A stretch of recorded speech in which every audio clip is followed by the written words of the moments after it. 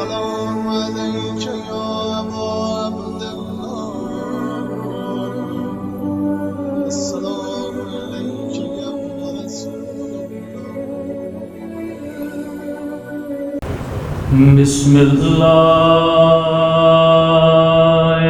الرحمن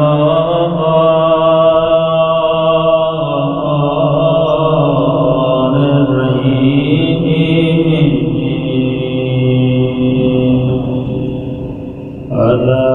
الحمد لله رب العالمين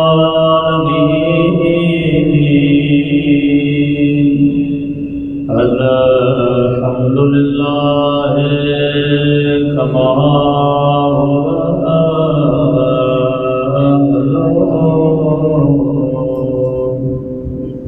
الصلاة والسلام على سيد المرسلين وخاتم النبيين أبي القاسم محمد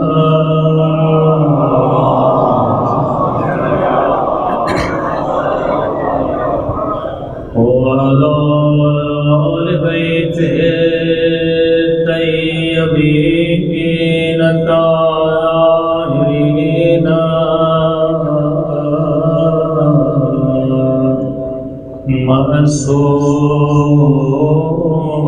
معصومين سبل کے دعا سرکار میں زمانہ اللہم کل ولیک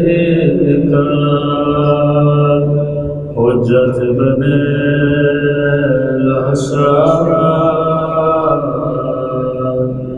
صلواتک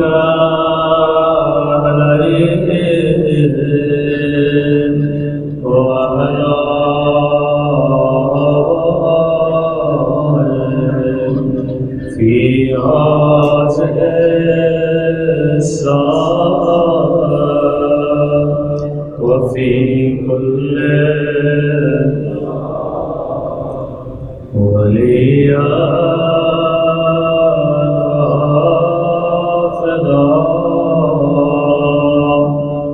وقائدا وناصرا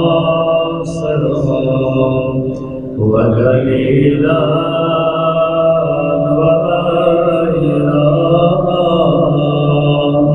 حتى تسكنه أرضك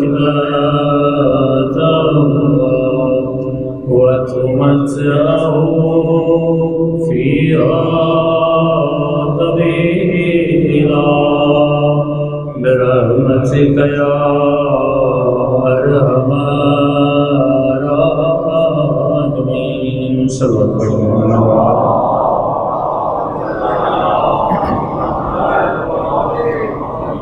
بسم الله الرحمن الرحيم رب اشرح لي صدري ويسر لي امري واحلل عقدة من لساني يفقهوا قولي.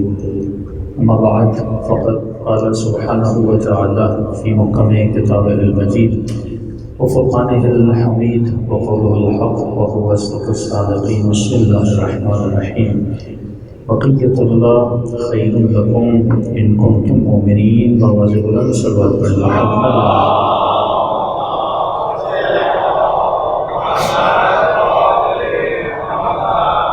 دعا ہے پروردگار عالم ہم سب کی عبادتیں اپنی بارگاہ میں قبول فرما دے اور جس مقصد حیات اور زندگی کی وجہ سے یہ مجالس وفا کی جاتی ہیں مقاصد میں ہم سب کو کامیابیاں کامرانیاں نصیب فرما دے. ایک مرتبہ قبولیت کے لیے بآواز بلند صلوات پڑھیں. محمد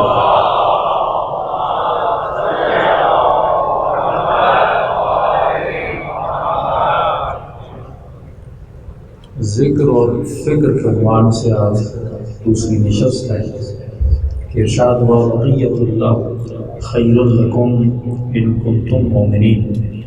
اے مسلمان، اے انسان، اللہ نے ایک وجود کو باقی رکھا. یہ وجود تمہاری زندگی میں خیر دے گا، برکت دے گا ان کنتم مومنین، اگر تم مومن بن جائے.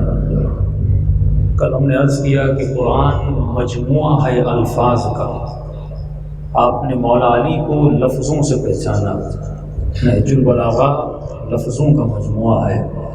آپ نے خدا کو الفاظ سے پہچانا، قرآن لفظوں کا مجموعہ ہے. اگر آپ نے کربلا کو سمجھا تو الفاظ سے سمجھا، کیونکہ کربلا کو آپ نے لفظوں میں پڑھا، لفظوں میں سنا. کسی مومن نے امام حسین کو نہیں دیکھا، وہ بہت قابل احترام مومن ہے جس نے امام حسین کی زیارت کی ہو، لیکن خود زیارت کرنے سے پہلے اس مومن نے جو پہلی امام سے آشنائی حاصل کی وہ لفظوں کے ذریعے سے آشنائی حاصل کی. ہم نے کہا کہ لفظ بے جان نہیں ہوتا، لفظ میں جان ہوتی ہے، لفظ میں اثر ہوتا ہے. اب یہ لفظ پازیٹیو ہو سکتا ہے، یہ لفظ نیگیٹو ہو سکتا ہے. ایک لفظ آپ کو جنت تک پہنچا سکتا ہے اور ایک لفظ آپ کو جہنم تک لے جا سکتا ہے. جب میں لفظ کربلا لیتا ہوں تو آپ کے ذہن میں تصور کربلا آتا ہے، یہ لفظ ہے جو آپ کو کربلا تک لے گیا. جب میں لفظ کعبہ لیتا ہوں آپ کے ذہن میں کعبے کی تصویر آتی ہے. جب میں لفظ علی لیتا ہوں، علی کو دیکھا نہیں، آپ کو نہیں پتا مولا کی شکل کیسی تھی، علی کے ہاتھ کیسے تھے، وہ حسین آنکھیں کیسی تھی، وہ حسین ہونٹ کیسے تھے. لیکن یہاں پر جنگ جسم کی نہیں ہے. جب لفظ علی آتا ہے تو ذہن میں سخاوت آ جاتی ہے، ذہن میں کریم ہونا آتا ہے. جب لفظ حسین آتا ہے تو ایثار کا جذبہ ذہن میں آتا ہے. صبر کسے کہتے ہیں یہ ذہن میں آتا ہے. جب مجموعی طور پر لفظ کربلا آپ سنتے ہیں تو آپ کے ذہن میں صبر آتا ہے، آپ کے ذہن میں مصیبت حسین آتی ہے. اور اس کے بالکل برعکس ایک لفظ ہے جو شین میم رے ہے، جسے شمر کہتے ہیں. الفاظ کا قصور نہیں ہے، شین کا قصور نہیں ہے، میم کا قصور نہیں ہے، رے کا قصور نہیں ہے. ارے یہ تو لفظ ہے. نفرت مجھے لفظ سے نہیں ہے، اس لفظ میں جو تصور چھپا ہوا ہے. یہاں پر جنگ الفاظ کی ہے، یہی جنگ ہے جس میں مسلمانوں کو جکڑا جا رہا ہے. انگریز مغرب کی دنیا ایک ایسے مسلمان کو پسند کرتی ہے جو لفظ پرس بنے نہ کہ تصور پرس بنے. وہ چاہتے ہیں یہ بس لفظ حسین کہتا رہے، یہ تصور حسین تک نہ پہنچے. وہ چاہتے ہیں یہ لفظ یزید پہ لعنت بھیجتا رہے، تصور یزید پہ لعنت نہ بھیجے. اسی لیے امام حسین نے یہ نہیں کہا تھا کہ حسین یزید کی بیعت نہیں کرے گا، بلکہ یہ کہا حسین جیسا، حسین تو ویسے ہی نہیں کریں گے. یہ کسی کے تصور میں بھی آ سکتا ہے کہ حسین بیعت کرتے. ارے علی کا بیٹا کیسے بیعت کرتا؟ جب علی نے بیعت نہیں کی، جب رسول نے بیعت نہیں کی، جب ابراہیم نے فراعنہ کی بیعت نہیں کی، جب آدم و شیس و نوح و ابراہیم نے بیعت نہیں کی، تو یہ تصور میں ہی نہیں آ سکتا کہ حسین بیعت کیسے کرتے. امام نے کہا میں تو بیعت کروں گا ہی نہیں، لیکن امام نے تا قیامت ایک زاویہ بتا دیا، ایک تصور بتا دیا. فرمایا مثلی لا یبایع مثل یزید. قیامت تک جو تصور حسین میں ڈھل جائے وہ تصور یزید کی بیعت نہیں کر سکتا. آج ہمیں لفظوں میں جکڑا جا رہا ہے. یہ جنگ لفظ ہے. جب آپ کسی مولوی یا ملا سے ملتے ہیں، جنگ کس بات کی ہوتی ہے؟ یہ حدیث ضعیف ہے، یہ حدیث معند ہے، یہ میرے نبی نے نہیں کہا. ہم جب مسئلہ فدق کو اٹھاتے ہیں تو جنگ کس بات پر ہے؟ وہ کہتے ہیں یہ لفظ نبی کی زبان سے نکلے ہے. ہم کہتے ہیں نہیں، یہ لفظ نبی کی زبان سے نہیں نکلے. اور جب لفظوں کو مسلمان مان بھی لیتا ہے، کیونکہ شاید لفظ کا انکار نہ کر سکے لیکن معنی کا انکار کر سکتا ہے. اور یہی معنی ہے جو سرحد کفر اور شرک ہے، جو سرحد نفاق اور ایمان ہے. اور یہی معنی کسی کو شیعہ بناتی ہے، یہی معنی کسی کو سنی بناتی ہے، یہی معنی کسی کو دیوبند بناتی ہے. ارے قرآن کی آیت تو ایک ہے، لیکن ایک نے تصور شیعت لیا، ایک نے تصور وہابیت لیا. یہ اللہ اکبر تو اللہ اکبر ہے، لیکن جب تصور اللہ اکبر کو بدلا جاتا ہے تو یہی اللہ اکبر. اگر مغرب کی دنیا میں کوئی مسلمان بلند مارا مار کے اللہ اکبر کہے تو وہاں تصور ٹیررزم آ جاتا ہے، تصور دہشت گردی آ جاتا ہے، کیونکہ جب تصور کو بدلو گے تو لفظ بدل جائیں گے۔ دشمن اس تصور کو بدلنا چاہتا ہے۔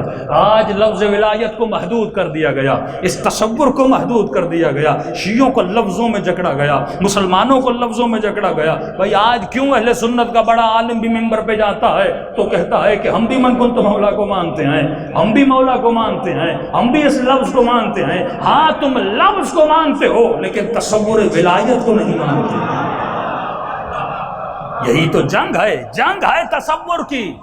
کون کس لفظ سے کون سا تصور دیکھ رہا ہے؟ دیکھیے لفظ محمد ہے، اللہ کہتا ہے محمد کو اس آئینے میں دیکھو جو آئینہ میں تجھے دکھانا چاہتا ہوں۔ مولوی کہتا ہے محمد کو اس آئینے میں دیکھو جس آئینے میں میں تجھے دکھانا چاہتا ہوں۔ اب انسان کو کس آئینے میں محمد کو دیکھنا ہے، کس آئینے میں علی کو دیکھنا ہے، کس آئینے میں کربلا کو دیکھنا ہے؟ آپ کو اسی آئینے میں دیکھنا ہے جس آئینے میں خود حسین خود کو دکھانا چاہتے ہیں۔ کل میں نے کہا لفظ تو لفظ آئیں، قرآن کے الفاظ تو الفاظ آئیں۔ کسی نے اس تصور کو جنگ صفین میں انہی الفاظ کو نو کے نیزہ پہ دیکھا، اور حسین نے انہی الفاظ قرآن کو جب اپنا سر نو کے نیزہ پر گیا تو تصور قرآن کو وہیں پر میرے آقا نے بیان کیا۔ کل میں نے کہا کہ لفظ اہدنا الصراط المستقیم سورہ حمد کے الفاظ ہیں، یہ شمر بھی پڑھ رہا تھا، یہ لشکر یزیدی بھی پڑھ رہے تھے، اور یہی الفاظ لشکر حسین میں حر بھی کہہ رہا تھا، جناب بحیر بھی کہہ رہے ہیں، تمام طرح صحاب حسین کہہ رہے ہیں۔ لیکن فرق کیا تھا؟ وہ صرف لفظ دہرا رہے تھے لیکن اس لفظ کی معنی سے آشنائی نہیں تھی کہ اپنے لفظوں کو بدلوں۔ وہ ذکر کر رہے تھے پر اس ذکر میں فکر نہیں کر رہے تھے۔ آج اس فکر سے انسان کو محروم رکھا جا رہا ہے۔ آپ کو فکر ملتی کہاں سے ہے؟ فکر کے روٹس ہوتے ہیں۔ مجلس کا مطلب کیا ہے؟ دیکھیے اس کائنات میں دو جنگیں ہیں، دو شجرے ہیں۔ ایک شجرہ ملعونہ جو قابل لعنت، قابل مذمت، قابل براءت ہے۔ ایک وہ شجرہ جسے شجرہ مبارکہ کہا گیا۔ ایک شجرے کا ذکر سورہ بنی اسرائیل میں ہوتا ہے، ایک شجرے کا ذکر سورہ نور میں ہوتا ہے۔ کہ کل میں نے کہا کہ کأنہ کوکب دری، ایک ایسا شجرہ، ایک ایسی شیشی جو کوکب دری ہے، جو نور کی طرح چمک رہا ہے، جس میں مصباح فیہ مصباح، جس میں دو نور ہیں۔ علماء فرماتے ہیں دو نور سے مراد ایک حسن ہے ایک حسین ہے۔ نور علی نور، ایک نور کے پیچھے دوسرا نور آئے گا۔ حسن کے بعد حسین آئیں گے، حسین کے بعد زین العابدین آئیں گے، زین العابدین کے بعد امام محمد باقر آئیں گے۔ یہ شیعت کی خوش نصیبی ہے کہ آپ 12 امام تک پہنچے، لیکن ایسے بد نصیب بھی تھے جو 8ویں پہ رک گئے، جو 6 پہ رک گئے، جو 4 پہ رک گئے۔ اس سے کوئی بڑی بد نصیبی ہو سکتی ہے 11ویں تک بندہ آئے لیکن 12ویں کو نہ پہچان سکے۔ یہ خوش نصیبی ہے شیعیان اہل بیت کی، اور یہ کس کی برکت ہے؟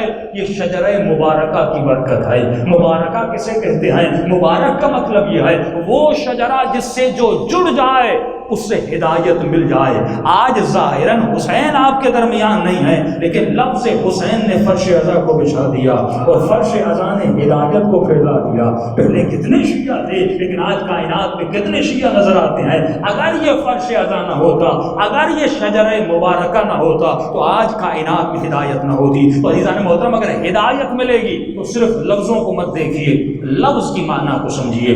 دیکھیے یہی سورہ حمد ہے۔ ایک وہ مسلمان جو صرف سورہ کو پڑھتا ہے، ایک نہیں جو سمجھ کے پڑھتا ہے۔ میں نے کل عرض کیا تھا ایک وہ مومن ہے جو صرف زیارت عاشورہ کو پڑھتا ہے۔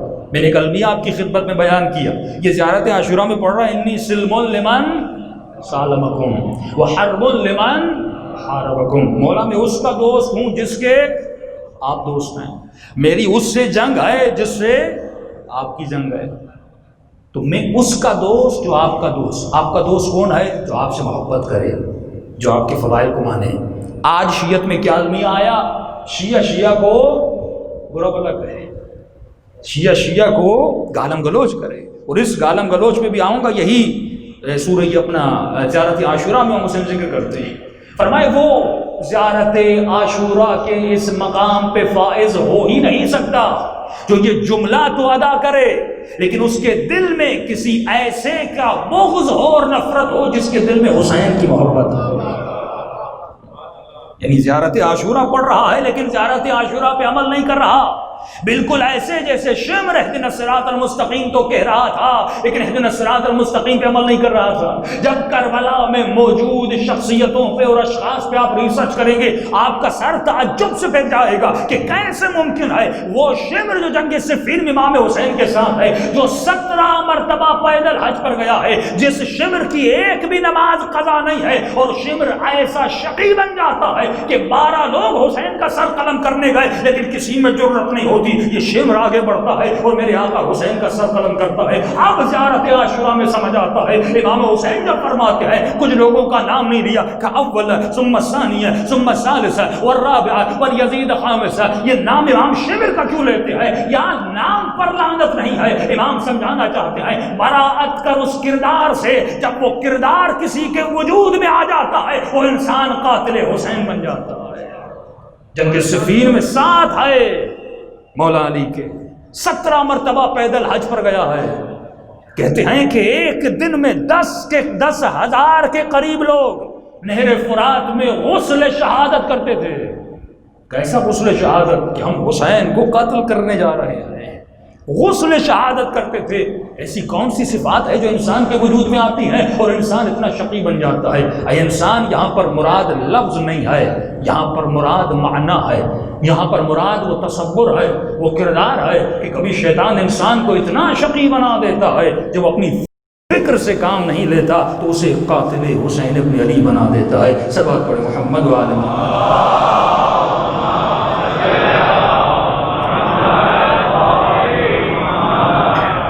جب انسان اپنی زبان سے لفظوں کو ادا کرے کہ اپنے لفظوں کا ذمہ دار ہے، قیامت میں پوچھا جائے گا جب تم نے کہا میں سلم لمن ظالمکم، تم میرے چاہنے والوں سے محبت کرو گے پھر تمہارے دل میں نفرت کیسے؟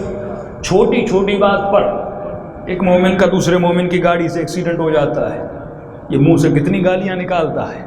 تو تم مقام سلم پہ نہیں ہے، تو مقام محبت پہ نہیں ہے، تو کیسے کسی علی والے کو برا بھلا کہہ سکتا ہے؟ کیسے وہ شخص جس کے دل میں حسین کی محبت ہے اسے برا بھلا کہا جا سکتا ہے؟ اسی لیے رسول خدا فرماتے ہیں اپنے کسی صحابی کو، فرمایا آخری زمانے میں لوگوں میں کچھ برائیاں آ جائیں گی. فرمایا یا رسول اللہ کیسی برائیاں؟ فرمایا پہلی برائی یہ اپنے والدین سے مذاق کیا کریں گے، جس طرح آج کل معاشرے میں عام ہے. ایسے والد سے مذاق کرے گا جیسے دوست سے مذاق کرتا ہے اور فخر سے کہتے ہیں کہ مولانا ہمارا رشتہ باپ بیٹے والا نہیں ہے، ہم بہت فرینڈلی ہیں. اس کو پازیٹیو وے میں بھی لیا جا سکتا ہے، نیگیٹو وے میں بھی لیا جا سکتا ہے. فرینڈلی کا مطلب یہ نہیں کہ اتنے اپنے والد سے فری ہو جاؤ کہ درجے اور پردے احترام کو بھول جاؤ. والد کا مقام والد کا ہے، استاد کا مقام استاد کا ہے، عالم کا مقام عالم کا ہے، شاگرد کا مقام شاگرد کا ہے. فرمایا پہلی صفت جو اس امت میں آئے گی یہ اپنے والدین سے بہت فری ہو جائیں گے، اور دوسری صفت جو اس امت میں آئے گی فرمایا وہ یہ صفت ہے کہ یہ ایک دوسرے کو برے القاب سے نوازیں گے. کون سے برے القاب؟ قرآن میں ایک وہ شخص جس پر خدا نے لعنت کی ہے، انشاءاللہ کل کی مجلس میں گنواؤں گا کہ اللہ نے قرآن میں کتنی لعنتیں کی ہیں اور کن کن لوگوں پہ لعنتیں کی ہیں. ایک وہ شخص اس پر لعنت کی ولا تسبوا، جو ایک دوسرے کو گالیاں دیا کرتے ہیں. آج محلوں میں کوچوں میں عام ہے کہ یہ شخص فلاں شخص کی الیاذ باللہ اس کی ماں کو گالی دیتا ہے، اسے برا نہیں لگتا. وہ اس کے ناموس کو گالی دیتا ہے، اسے برا نہیں لگتا. جب پوچھا جائے ایسا کیوں کر رہے ہو تو جواب یہ ملتا ہے مولانا ہم فری ہیں، ہمارے بیچ میں فری ہے، ہم بہت آپس میں ایزی اور ایزی وے میں بات کرتے ہیں. رسول خدا فرماتے ہیں یہ میری امت کا نہیں ہو سکتا. پورے قرآن میں خدا نے لعنتیں بہت کی ہیں، شاید تقریباً کوئی 41 ٹائم اللہ نے لعنت کی ہے. ایک مرتبہ خدا نے سب کیا ہے اور سختی سے منع کیا، بلا تسبوا، اے مومن اے مسلمان، یہاں تک کہ جو منکر خدا ہے منکر علی ہے اس کو گالی نہ دیا کرو. لعنت کا تصور الگ ہے، کیوں نہ دیا کرو؟ فرمایا کیونکہ انہی لوگوں نے 70 سال تک منبروں سے علی کو برا بھلا کہا. ایک ہے لعنت، سب و شتم، صرف مولا پر لعن نہیں کیا بلکہ گالیاں دیتے تھے. یہ شجر ملعونہ جس پر پوری زیارت عاشورہ میں لعنت ہے. قرآن میں ایک فیملی وہ ہے جس پر درود ہے اور ایک فیملی وہ ہے جس پر درود نہیں ہے. پوری کی پوری فیملی پر لعنت ہے. جو بنی امیہ ہے جو پورا ذکر زیارت عاشورہ میں سنتے ہیں. اللہ کیوں لعنت بھیج رہا ہے؟ کہ فرماتے رسول خدا نے خواب دیکھا.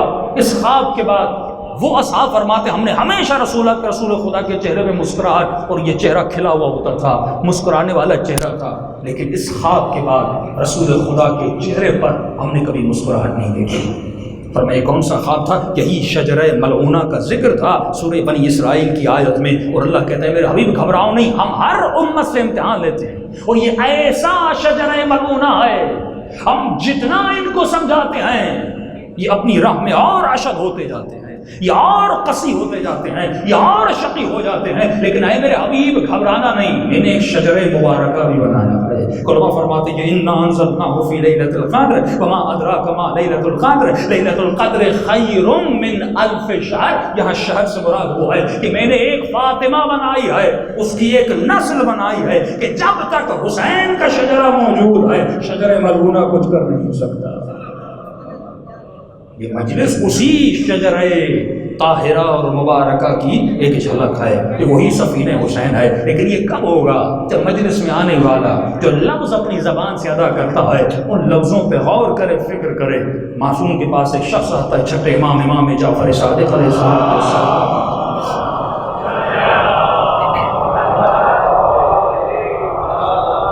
چھٹے امام کا صحابی ہے. معصوم اتنے کریم تھے, اتنے گناہوں کو بخشنے والے تھے. اگر کسی نے 20 سال شراب بھی پی تھی لیکن اگر معصوم کی دربار میں آ کر توبہ کرتا تھا معصوم رد نہیں کرتے تھے, اسے قبول کرتے تھے, اس کی توبہ کو قبول کرتے تھے.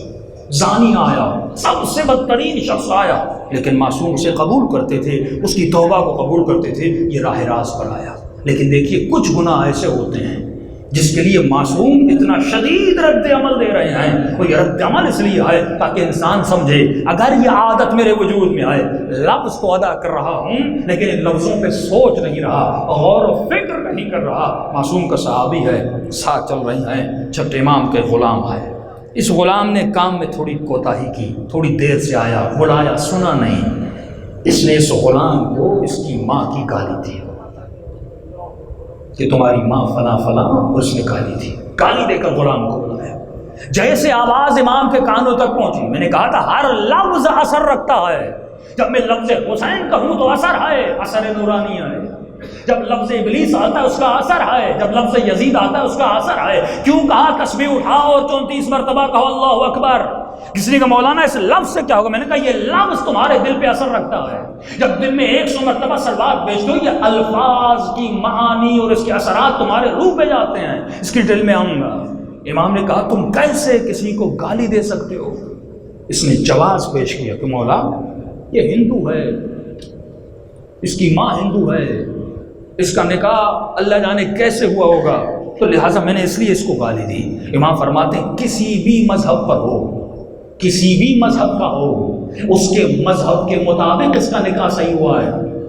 اگر نکاح غلط بھی ہوتا تمہیں کس نے حق دیا کہ اس کو گالی دو؟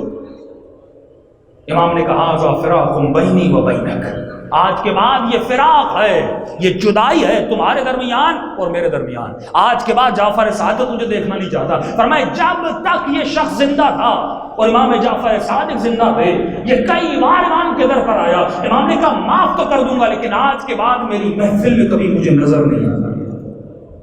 اتنا بڑا گناہ کسی انسان کو وہ گالی دینا, لیکن ہم کتنی آسانی سے گزر جاتے ہیں. تبھی قرآن کہتا ہے انسان افلا یعقلون افلا یتدبرون افلا یتفکرون افلا یفقہون. تو اپنے شعور سے کام نہیں لیتا, اپنی فکر سے کام نہیں لیتا. تو کائنات میں آیا تاکہ حسین تجھے اتنا بلند کریں, تجھے مقام معراج پر لے آئیں, لیکن تو اپنی عادتوں کی وجہ سے مقام میں ظلم میں چلا جاتا ہے. صلوات پڑھے محمد و آل محمد.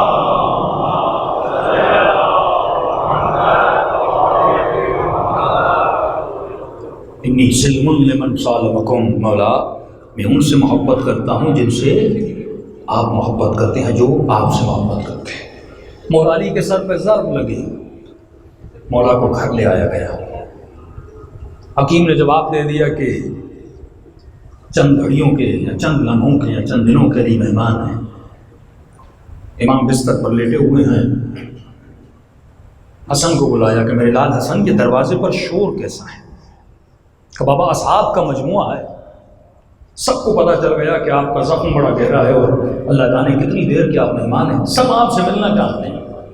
لیکن میں نے روک لیا، بابا کی طبیعت ناساز ہے، رک جائیں تاکہ آپ آرام کر لیں بابا. امام نے کہا حسن میرے عاشق ہیں، علی کا دیدار کرنا چاہتے ہیں، ویسے ہی میں تھوڑی دیر میں رخصت ہو جاؤں گا، آنے دو تاکہ میری زیارت کر لیں. بابا جیسا آپ کا حکم. امام حسن نے دروازہ کھولا. ہجوم اصحاب علی، محبان علی، عاشقان علی مولا کے گھر میں آئے. گھر چھوٹا تھا، حجرے تھے گھر میں، کمرے. سارے اصحاب پھیل گئے، کچھ مولا کے اطراف میں، کچھ حجروں میں. اب مولا لیٹے ہوئے ہیں. عرب میں رسم تھی جب کسی کی تعریف کی جاتی تھی تو قصیدے پڑھے جاتے تھے، تو لوگ کچھ رو رہے تھے، قرآن تھا، کچھ مولا کی شان میں قصیدے پڑھ رہے تھے. امام نے اپنی آنکھیں کھولی، فرمایا حسن یہ کون ہے جو رو بھی رہا ہے اور علی کا قصیدہ بھی پڑھ رہا ہے؟ یہ کس کی آواز ہے جو میرے کانوں سے ٹکرا رہی ہے؟ تو حسن نے کہا بابا یہ آپ کا عاشق حجر بن عدی ہے. امام نے کہا اسے ذرا میرے قریب لا. حجر قریب آیا. دیکھیے بعض اوقات ہم کچھ لفظ ادا کرتے ہیں لیکن ان لفظوں پر امام وقت کی مہر نہیں ہوتی. جب مہر لگ جائے تو انسان مومن بن جاتا ہے. امام نے حجر کو بلایا کہ حجر اس علی کے قریب آئے. کہ حجر بڑے قصیدے پڑھ رہا ہے علی کے. کہ مولا عاشق ہوں آپ کا، زندگی آپ کی مدح میں گزری ہے اور ویسے آج فراق ہے، آپ گانے والے ہیں تو جتنے فضائل آپ کو آپ کے سنا سکتا ہوں اتنے سناؤں گا. امام نے کہا حجر آج علی زندہ ہے تیری نظروں کے سامنے. حجر تو بھوکا نہیں، تیرے بدن پہ زخم نہیں، تکلیف نہیں، بچوں کو سکون سے گھر میں بٹھا کے آیا ہے اور علی سے ملنے آیا ہے. حجر آج علی کے فضائل پڑھنا بڑا آسان ہے. علی کے سامنے بھرے ہوئے پیٹ سے بہترین لباس پہنا ہوا ہے، بچے بھی صحیح سلامت ہیں، کسی تکلیف میں نہیں. حجر آج اس وقت علی کے فضائل پڑھنا مشکل نہیں. حجر یہ بتا جب مشکل وقت آئے، جب بھوک، جب افلاس، جب دشمن سامنے ہو، جب تلواروں کے سائے میں ہو، کیا اس وقت بھی ایسے ہی میری فضیلت پڑھو گے جیسے آج پڑھ رہے ہو؟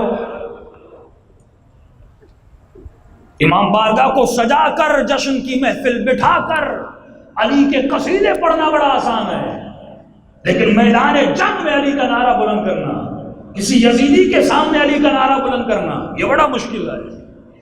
گھر میں بیٹھ کر ولائی بننا بڑا آسان ہے، لیکن کسی وقت کے معاویہ کے سامنے علی کا نام لینا بڑا مشکل ہوتا ہے. تو حجر نے کہا مولا یہ کیسی باتیں کر رہے ہیں؟ واللہ مجھے خدا کی قسم ہے، لو قطعت عربا عربا، مجھے خدا کی قسم ہے اگر حجر کے بدن کو تلوار سے ٹکڑے ٹکڑے کر دیا جائے، لو قطعت ٹکڑے ٹکڑے کر دیا جائے، مولا پھر بھی آپ کی فضیلت کو چھوڑوں گا نہیں، پھر بھی آپ کے فضائل کو چھوڑوں گا نہیں. دیکھیے ایک مرتبہ میں کہتا ہوں امام زمانہ دعا پڑھتا ہوں، دعا پڑھتے پڑھتے مصائب حسین سنتے سنتے کہتا ہوں مولا میرے ماں باپ آپ پہ فدا. ماں کا دل دکھ سے بھر آتا ہے اور کلیجہ مصائب میں پھٹنے لگتا ہے، کہتی ہے بی بی زینب میرا بچہ آپ پہ فدا. ایک مرتبہ میں کہوں لیکن میرے کہے ہوئے جملے کو امام مہر تائید لگا دے کہ ہاں تو سچ کہہ رہا ہے. جب وقت آئے گا تو بچہ قربان کرے گا، جب وقت آئے گا تو ماں باپ قربان کرے گا، جب وقت آئے گا تو جان و مال قربان. یہ اور ہے، کہنا بڑا آسان ہے، لفظوں کو منہ سے نکالنا کون سی بڑی بات ہے؟ کہہ دو اللہ اکبر، کہہ دو محمد رسول اللہ، کہہ دو علی، کون سی بڑی بات ہے؟ کہہ دو لبیک یا حسین، کون سی بڑی بات ہے؟ لیکن میدان میں حسین کے کام آنا یہ بہت بڑی بات ہے. حجر نے کہا مولا واللہ لو قطعت، خدا کی قسم ہے اگر جسم ٹکڑے ٹکڑے ہو جائے پھر بھی آپ کی ولایت سے پیچھے نہیں ہٹوں گا، پھر بھی آپ کی فضیلت سے پیچھے نہیں ہٹوں گا. امام نے مہر تائید لگائی کہ قد وفقت، واقعات تو سچ کہہ رہا ہے. اے حجر تو ایسا ہی کرے گا. علی دنیا سے رخصت ہو گئے، جنگ ہوئی مولا حسن اور معاویہ کے درمیان، صلح حسن بھی ہو گیا. ایک وقت آیا جب حجر کو کوفے سے اٹھا کر شام کے دروازے پہ لے آیا گیا کہ حجر یہ کھودی ہوئی قبر ہے، یہ سامنے آگ ہے، یہ تلوار ہے. دو جملے علی کو برا بھلا کہو، دو لفظ اپنے آقا کو برے بھلے کہو. اب تصور کیجئے حجر کہہ سکتا تھا علی تو چلے گئے، حسن نے صلح کر لی، اتنا وقت گزر گیا، تقیہ ہی کر لیتا ہوں، اپنے مولا کو دو جملے برے کہہ دوں گا تو بچ جاؤ گے حجر۔ لیکن حجر نے کہا نہیں، سرے بسترے مرگ میں نے علی سے ایک وعدہ کیا تھا، وعدہ یاد ہے۔ امام فرماتے ہیں شیعوں کو عالم ذر میں تم سب نے ہم سے وعدہ کیا تھا، وہاں لفظ ادا کیے تھے، یہاں ان لفظوں کی معنی کو حقیقت میں بدلنے آئے ہو، اس کائنات میں اس وعدے کو نبھانے آئے ہو۔ کائنات کی ہر شخص نے، ہر وجود نے، ذرے ذرے کائنات نے خدا سے وعدہ کیا ہے، یہاں پر تو وعدہ نبھانے آیا ہے۔ حجر نے کہا نہیں، میں نے مولا سے وعدہ کیا، لو قطع تو بدن کٹ جائے تو کٹ جائے، حجر مرتا ہے تو مر جائے۔ بعض علماء فرماتے ہیں حجر کے بیٹے بھی موجود تھے، حجر نے کہا اگر سر کاٹنا ہے کاٹو، اگر جسم کو آگ میں ڈالنا ہے ڈالو، اگر قبر کھودنی ہے زندہ مجھے تک غور کرنا ہے کر دو، لیکن اپنے مولا کو ایک جملہ برا بلا نہیں کہوں گا۔ فرماتے ہیں ظالموں نے حجر کو شہید کیا، لیکن بعض تاریخ دان کہتے ہیں صرف حجر کو نہیں، حجر کے بیٹوں کو بھی قتل کیا۔ اور عجیب مقام ہے اس بات کا کہ حجر نے کہا پہلے مجھے نہیں، پہلے میرے بیٹوں کو مارو۔ کوئی باپ ایسا کرے گا؟ اپنی آنکھوں کے سامنے میرے بیٹوں کو قتل کرو۔ تعجب پہ پوچھنا کہ حجر یہ فطرت کے خلاف ہے، تو کیسا باپ ہے جو بیٹوں کی موت کو اپنی نظروں کے سامنے دیکھنا چاہتا ہے؟ کہ کوئی باپ پسند نہیں کرتا، لیکن ایک وجہ سے اپنے بیٹوں کو سامنے مرتا ہوا دیکھنا چاہتا ہوں۔ کہ کیوں؟ کہ کیونکہ بیٹوں کو جنت میں جاتا ہوا دیکھنا چاہتا ہوں۔ کہ حجر مر تو بعد میں بھی جائیں گے، جنت میں کیسے؟ کہ کہیں باپ کی موت کو دیکھ کر ان کے ایمان میں لرزہ نہ پیدا ہو جائے، پہلے ان کو شہید کر پھر مجھے شہید کر۔ یہ تھے اصحاب علی۔ مالک اشتر ایک نام نہیں ہے عزیز، ایک تصور کامل ہے، اور ایک نام نہیں ہے، ایک تصور کامل ہے۔ میں نے کل بھی عرض کیا کربلا میں نہ رنگ ہے، نہ نسل ہے، نہ ذات ہے، نہ مذہب ہے۔ وہاں پر مسیحی آپ کو حسین کے لشکر میں ملے گا، وہاں پر جو رنگ کا کالا ہے جون حبشی وہ آپ کو ملے گا، امام نے اس کو ملا ہے۔ وہاں پر ایک گنہگار ہے جس نے بہت بڑی خطا کی ہے، جس کا نام ہور ہے، وہ بھی حسین کے لشکر میں ملے گا۔ تو یہ لشکر ایسا ہے جو سب کو جمع کرنا چاہتا ہے۔ تو ہم مجلس حسین میں صرف ذکر کرنے نہیں آئے، جب ذکر کرو تو ذکر کے ساتھ فکر کرو۔ سب آپ پڑھیں محمد و آل محمد۔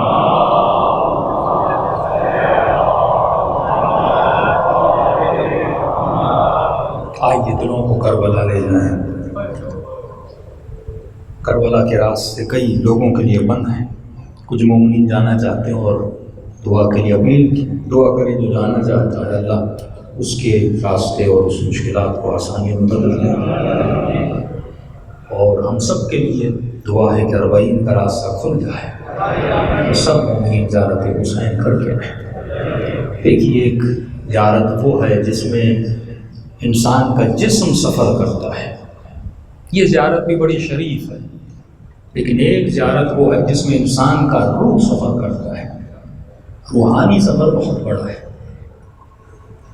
میں نے کئی سال پہلے یہ عرض کیا تھا، ایک بوڑھا تھا، جب کربلا کا راستہ کھلا ہوا تھا سب جاتے تھے کربلا، تو یہ بزرگ تھا، فقیر بھی تھا، علیل بھی تھا، یعنی پیسے بھی نہیں تھے کہ کربلا جا سکے، علیل تھا یعنی جسم میں طاقت بھی نہیں تھی کہ کربلا خود کو پہنچا سکے، بیمار تھا بہت۔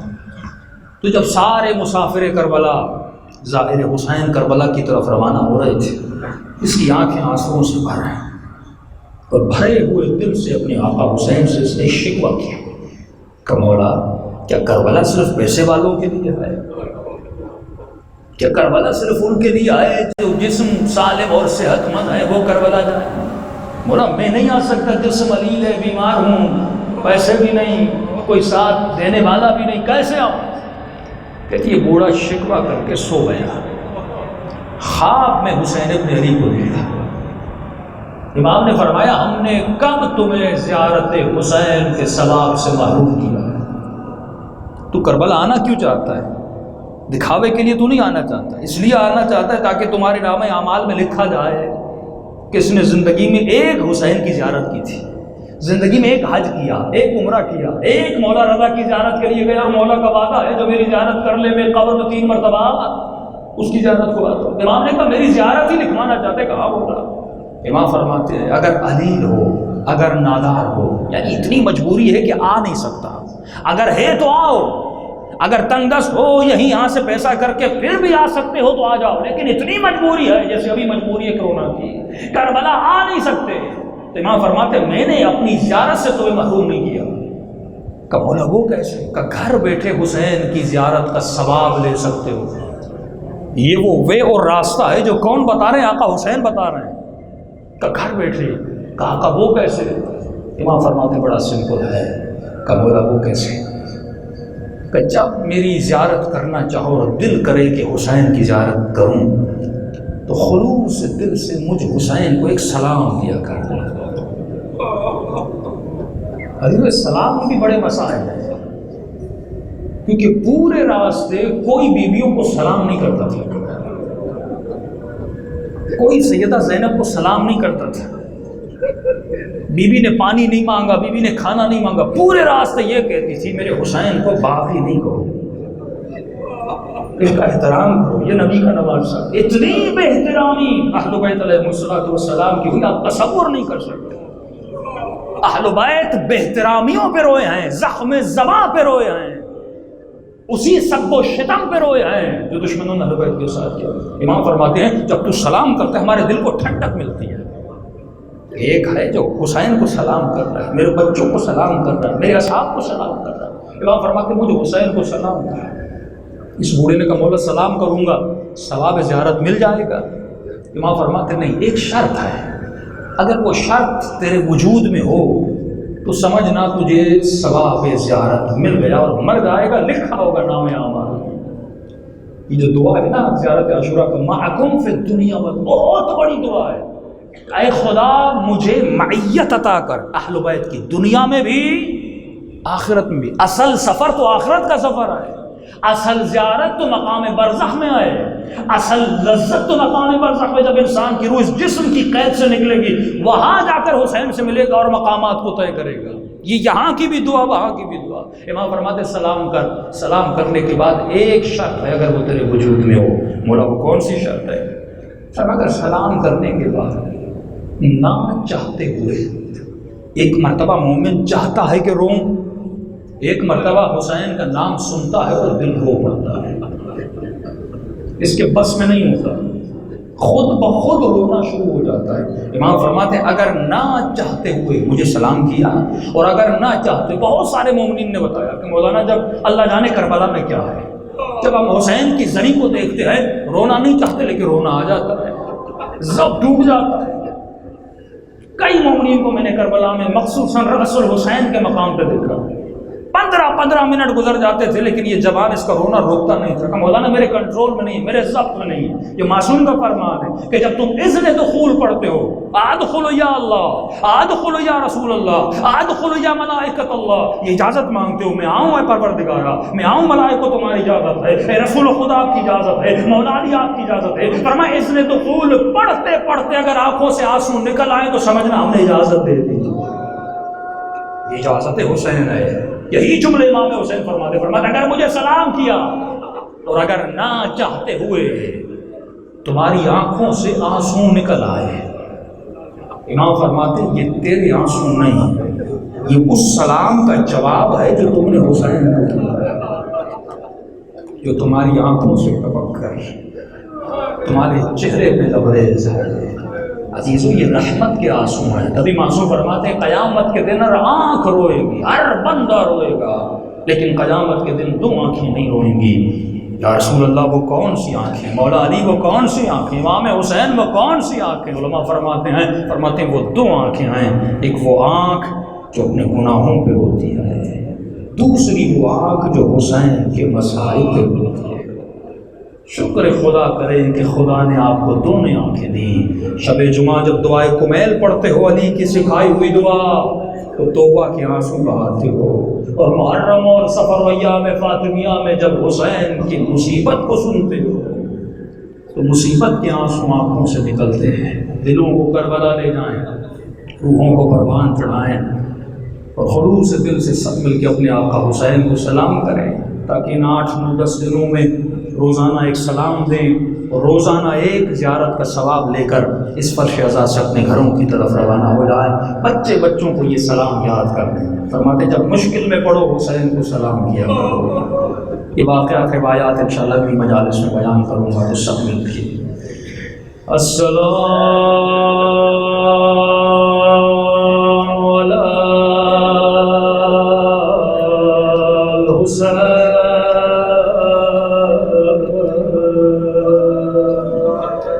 وعلی علی ابن حسین، حسین کی صدا بلند ہونی چاہیے۔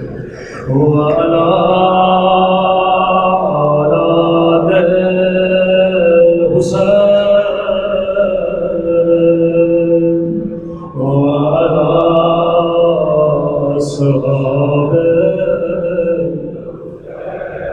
بچے بڑے سب مل کے السلام علی حسین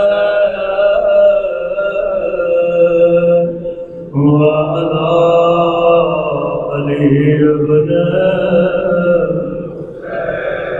بلند آواز وعلی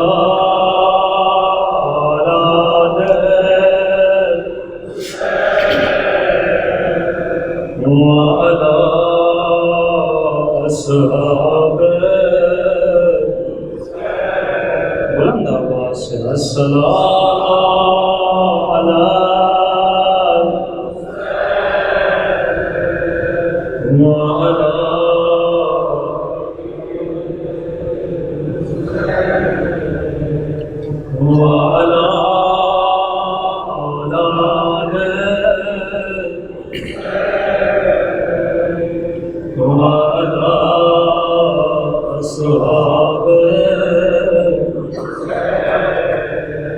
عزیز حسین حسین ایسے کریے جیسے کربلا میں زینب نے حسین حسین کہا تھا۔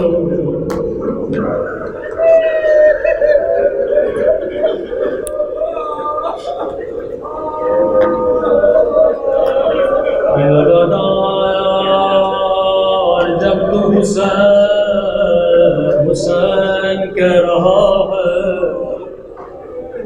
کسی نے تجھے تماچا تو نہیں مارا،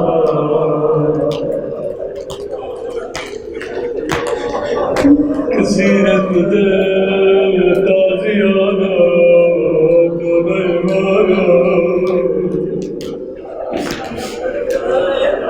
جب تو حسین حسین کہہ رہا ہے، تو 3 دن کا پیاسا نہیں ہے،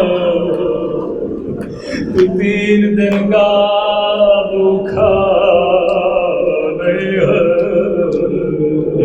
ایسے حسین حسین کرو جیسے کربلا میں زینب نے حسین حسین کیا۔ سب مل کے بلند آواز سے یا حسین یا حسین یا حسین، بلند آواز سے یا حسین یا حسین یا سنو گے کربلا میں جب سکینہ حسین حسین کہتی تھی، کبھی شمر تماچ مارتا تھا،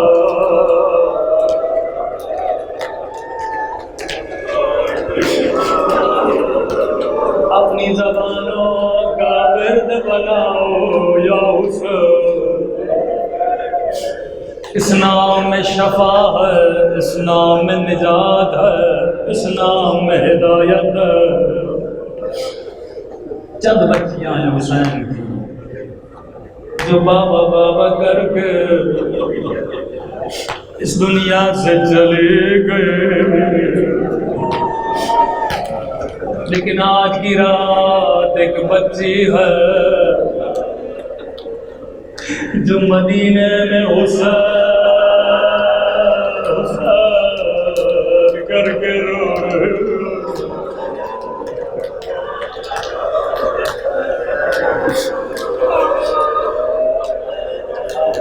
آج خدا کو اس بچی کا واسطہ دو، خدا ہر دعا کو قبول کر دے گا۔ بڑی عظیم بچی ہے، بڑا احترام ہے اس بچی کا۔ سنو گے یہ بچی کون ہے؟ نام ہے سغرا۔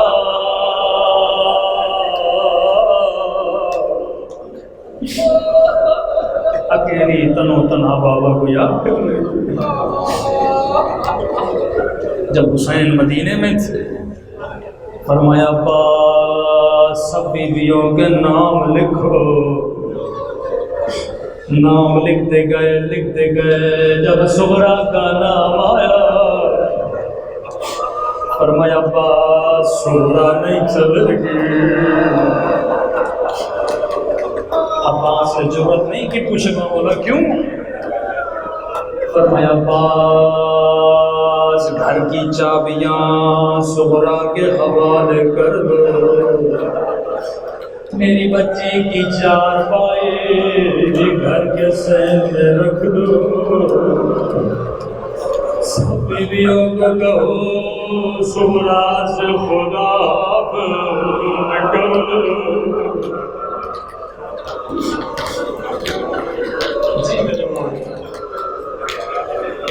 اس بیوی کی چارپائی صحن میں رکھ لی، گھر کی ساری چابیاں بی بی زینب نے سغرا کو تھما دی۔ عجیب روایت کے جملے ہیں، فرمایا بیویوں نے صف بنا لی، ہر بیوی آتی تھی سینے سے لگاتی تھی اور کہتی تھی خدا سغرا۔ لیکن راوی کہتا ہے جناب سغرا خاموش ہے، ایک بیوی آتی ہے خدا حافظ کرتی اور چلی جاتی ہے۔ آخر میں زینب کی باری آئی، بی بی زینب نے سینے سے لگایا، بڑی درد بھری آواز میں کہا او خدا حافظ سغرا، خدا حافظ، اگر زندگی رہی تو پھر ملیں گے، بس اتنا کہنا تھا۔ سغرا کا سخت ٹوٹا، دونوں باہیں پھوپھی کے گلے میں ڈالی، رو کر کہنے لگی پھوپھی اماں میں سمجھ گئی اب میرا بابا واپس نہیں آئے گا، اب میرا اکبر واپس نہیں آئے گا۔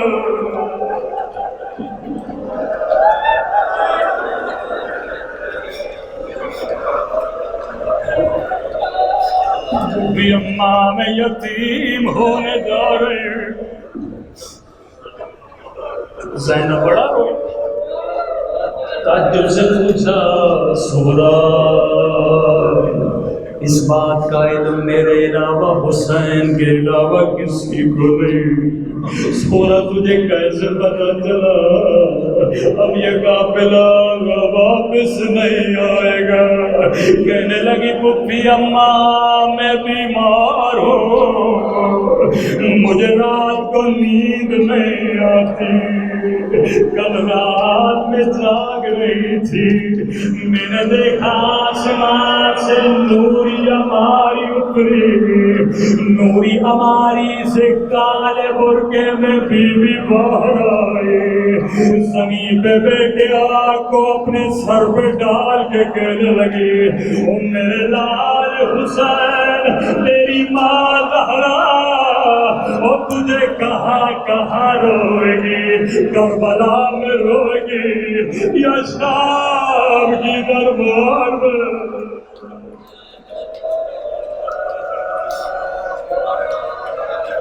اماں میں سمجھ گئی میرا بابا واپس نہیں آئے گا۔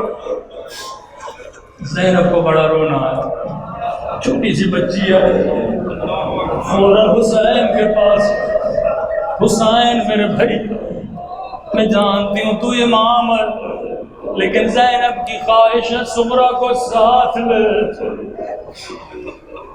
بہن زینب میری بچی بیمار ہو تو حسین میں سغرا کا خیال کروں، اپنے ہاتھوں سے کھانا کھلاؤں، لیکن اگر کوئی اور مجبوری ہے مجھے بتاؤ۔ امام حسین نے کہا بہن زینب سغرا میری بھی بیٹی ہے، لیکن حسین کی مجبوری سمجھو۔ کون سی مجبوری؟ وہ بہن زینب جتنے بچے ہمارے ساتھ چل رہے ہیں کسی کی شکل بابا علی سے ملتی ہے، کسی کی شکل بھیا حسن سے ملتی ہے۔ وہ بہن زینب میری سغرا کی شکل میری اماں زہرا سے ملتی ہے۔ اور میں غیرت مند امام ہوں، میں جانتا ہوں میرے جانے کے بعد اور تیری چادریں اتاری جائیں گی اور تیرے چہروں پہ تماچے مارے جائیں گے، میں حسین کیسے برداشت کروں؟ میری اماں کی شبی کو تماچے لگے۔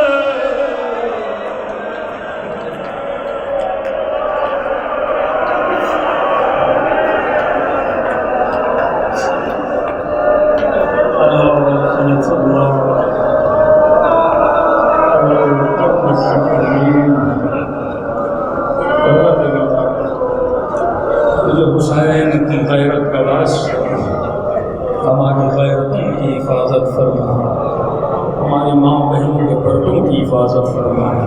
پروردگار ہم سب کو زبان ذاکر عطا فرما، بدن صابر عطا فرما، دل شاکر عطا فرما، عقل سالم عطا فرما۔ جو مانگا نہیں مانگا اپنے خزانے قدرت سے ہم سب کو عطا فرما، ہم سب کو امام زمانہ کی آوان والانصار میں شریک فرما۔